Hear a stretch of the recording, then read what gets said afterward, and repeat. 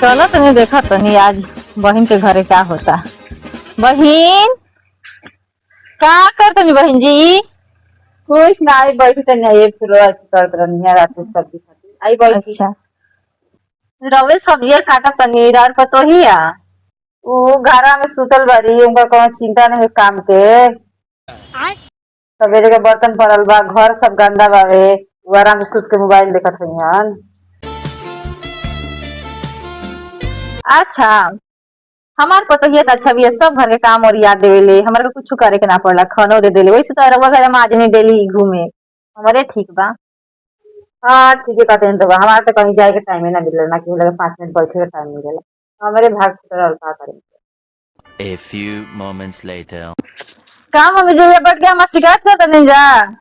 रोज रोज बैठ के आप लोग ये काम बाटे शिकायत करला, जब आटब तो हम ही आटब, हम ही सब काम करी, देर से कर तनी चाहे जल्दी कर तनी हमरे के ना करे के बाटे। कहाँ हम कुछ कहता नहीं के से हई बुढ़ी माजा ले तड़ी माजा ले आल दूसरा घर में झाड़ा लगा के काय बचिया हम का कहनी तो अबे से बैठ बैठ के हमार शिकायत बतिया तो नहीं जाम के पास सुनाते नहीं के लड़ से सास पतो हमार तो काम हो गई।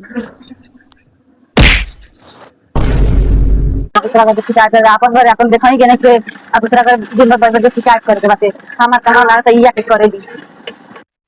ठीक बा बहन जी हम चला तनी हमार काम हो गइल ना। कम काम हो गई ला कुछ ना चला तनी। आज तो पड़ोसी के घर जाके दिन में बन गई मजा आ गई आज। A few काहे moments बहन लोग later. का करते जर वो सब यहाँ? कुछ ना ऐसे ही बैठल बन जा। अच्छा ए बहन लोग जानत हैं फलाना घरे का भइल ह?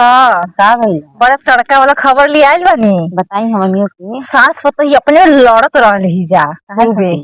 उन जानते उनका पतो ही सुत रहली, एको काम ना कर रहली, देखनी गरी तो मैं बर्तन छिटाई रहल आ देखत न त वो अपन नेथु या अच्छा गनी त कहे लगले अपन पतो ही शिकायत पतो ही निकल के लागल अपन सास से लड़ी